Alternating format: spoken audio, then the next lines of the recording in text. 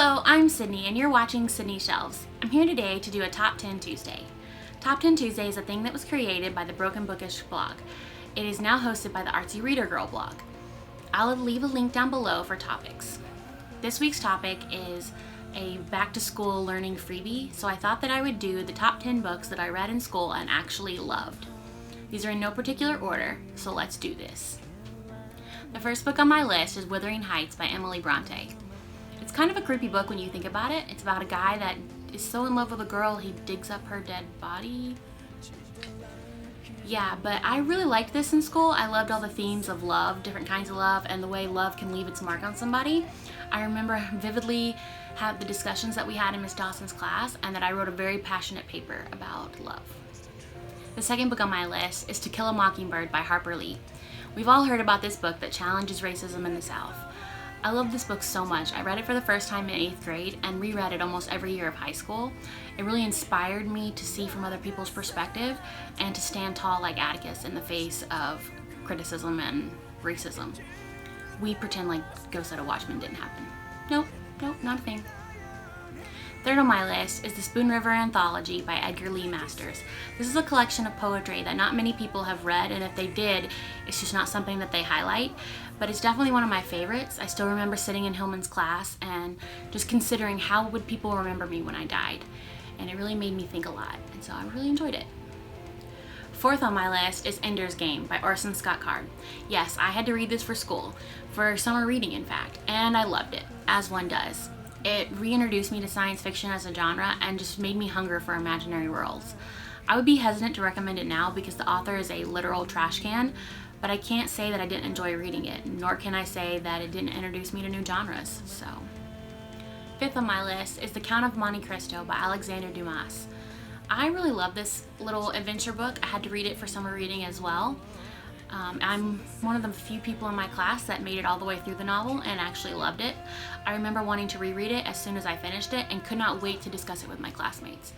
Too bad my classmates had not read it. Number 6 on my list is The Canterbury Tales by Chaucer. My love for this stems mostly from the fact that my 11th grade teacher, Miss Chadwick, broke us up into groups and then told us all to each present a certain one of the tales. In case you didn't know this, most of these tales are very promiscuous and hilarious, and so watching my classmates act them out just sparked my love of reading and just set it on fire. It was a fun time in my class, so. Number 7 on my list is The Absolutely True Story of a Part-Time Indian by Sherman Alexie.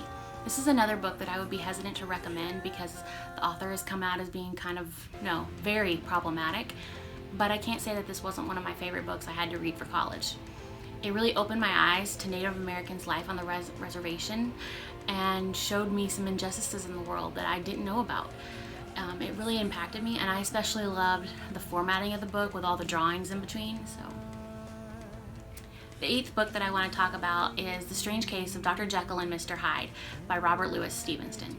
I really like this book because it really explores the human psyche and where we draw the line with science. It challenges the way we think and sparks some lively debates in class. I need to reread it now that I'm a little bit older and see what I think. The 9th book on my list is Purple Hibiscus by Chimamanda Ngozi Adichie. I probably totally screwed up her name. But I had read African literature before, but really not enjoyed it. Cough, cough, things fall apart. But now that I was a little bit older, I found it much easier to read, and it really opened my eyes to a culture that I was not a part of, and I really enjoyed the story. Finally, I want to talk about The Outsiders by S.E. Hinton. While I didn't necessarily read this for school, I did get it from a teacher and did read it during school, so it totally counts. This is about living life on the outskirts with friends that are basically family.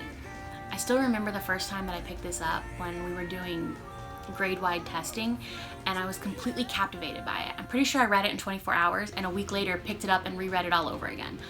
I love this book, and I really want to reread it soon and do like a Throwback Thursday type thing for it, so we'll see if that happens. Well, friends, that's 10 books that I read in school and actually enjoyed. Comment down below and let me know what is one book you read in school and actually liked.